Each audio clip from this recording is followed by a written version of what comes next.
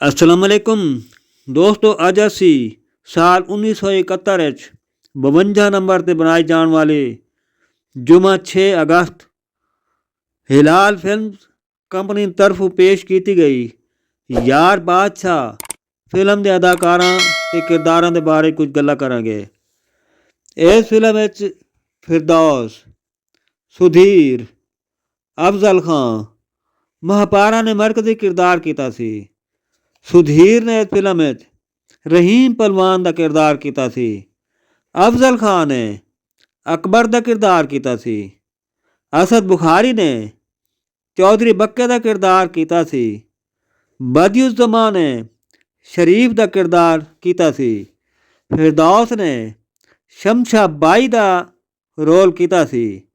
शेख इकबाल ने खानों का किरदार किया सी। मसूद राणा ने असलम का किरदार अजमल खान के पुत्र का रोल किया सी। गयूर अख्तर ने जीजा पहलवान का किरदार किया सी। नसीम बानो ने रजिया के किरदार सुधीर की बहन का रोल किया सी। मीना दाऊद ने गयूर अख्तर की मां का किरदार किया सी। रंगीला ने मीना का किरदार किया सी। एम इस्माइल ने करम अली का रोल किया सी।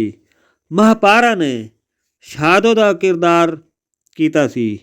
रेखा ने सुरैया के किरदार अफजल खान की बहन का रोल किया सी। बदियुज़्ज़मा ने अफजल खान के बहनोई का रेखा के खामन का रोल किया सी।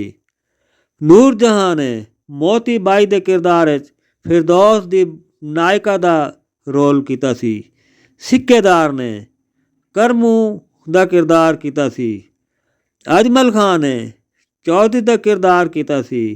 मसूद राणा ने अजमल खान के पुत्र का रोल किया सी।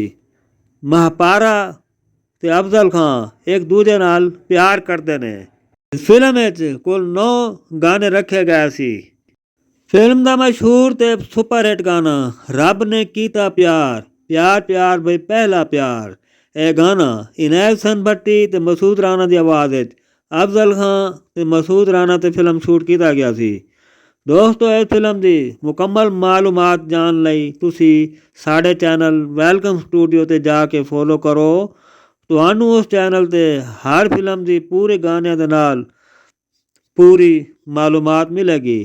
दोस्तों, ऐसी सुधीर ते फिरदौस की फिल्म यार बादशाह का वीडियो रिव्यू तुसी इस चैनल को सबसक्राइब करके घंटी वाले बटन दबा के आल ते क्लिक करो। दोस्तों, इस वीडियो को फुल वाच करो। वीडियो अच्छी लग जाए तो इनू लाइक ते शेयर ज़रूर करो। अपना बहुत सारा ख्याल रखना। किसी और फिल्म की वीडियो के नाल असीं फिर मिलांगे। ते दो फिर मार मुनीर नूं इजाज़त। अल्लाह बेली।